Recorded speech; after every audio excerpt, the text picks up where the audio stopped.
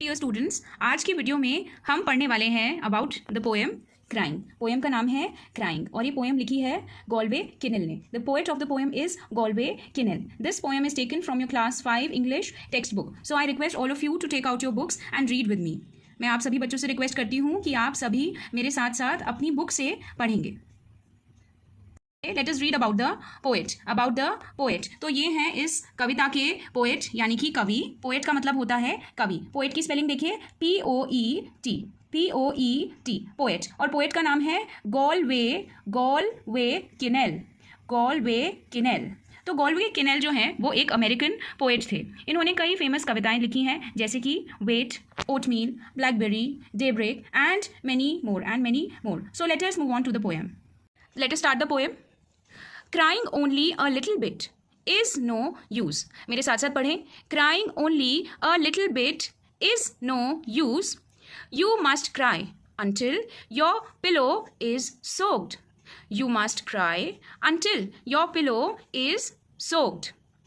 Then you can jump in the shower. Then you can jump in the shower and splash, splash, splash. एक बार फिर से। Crying only a little bit is no use. You must cry until your pillow is soaked. Then you can jump in the shower and splash, splash, splash. अब हम कुछ important phrases and words के बारे में भी discuss कर लेते हैं। हमने क्लास में पोएम का मीनिंग भी पढ़ा है, पोएम का थीम भी पढ़ा है, लेकिन अभी हम सिर्फ वर्ड्स को डिस्कस करेंगे। अ लिटिल बिट, अ लिटिल बिट, इसका मतलब है थोड़ा सा।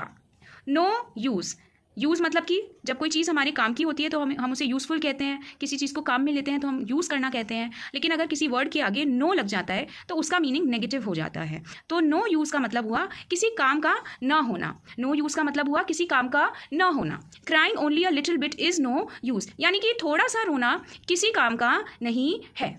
You must cry until your pillow is soaked. Pillow यानी तकिया, और soaked का मतलब होता है जब कोई चीज़ भीग जाती है, जब कोई चीज़ पानी अब्जॉर्ब कर लेती है और वो बहुत गीली हो जाती है। Then you can jump in the shower.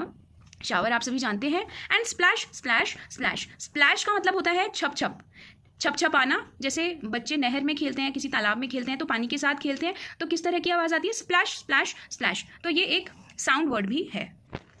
Soaked, soaked यानी एक्सट्रीमली वेट। जैसे आजकल बारिश का मौसम चल रहा है तो अगर अचानक से बारिश आ जाए, आपके पास अगर कोई छाता ना हो तो आप एकदम भीग जाएंगे ना, तो आप बोलेंगे I am soaked in water, है ना। तो सोक्ड का मतलब है एक्सट्रीमली वेट, बहुत अधिक भीग जाना। स्पेलिंग को कैसे याद करोगे? वर्ड को दो पार्ट्स में तोड़िए। एक वर्ड बनाइए सोक और उसको तोड़िए, आधा वर्ड तोड़िए E D. Soaked, soaked, soak, E D, soaked. Word को दो पार्ट्स में तोड़कर याद रखिए स्पेलिंग को। Next word is shower. Next word is shower.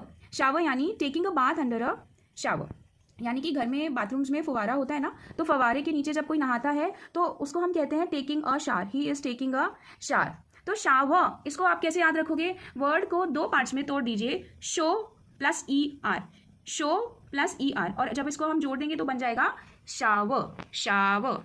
Is splash. Next word is splash. जब पानी में कोई भारी चीज़ गिरती है तो उसकी वजह से जो पानी की ड्रॉपलेट्स है ना वो उड़ जाती हैं, तो इस चीज़ को हम बोलते हैं स्प्लैश। इस फिनोमिना को, कंसेप्ट को हम बोलते हैं स्प्लैश। ये एक साउंड वर्ड भी है। तो वर्ड को आप कैसे ब्रेक डाउन करोगे स्पेलिंग को? SP स्पर लैश, SP प्लस लैश, स्प्लैश।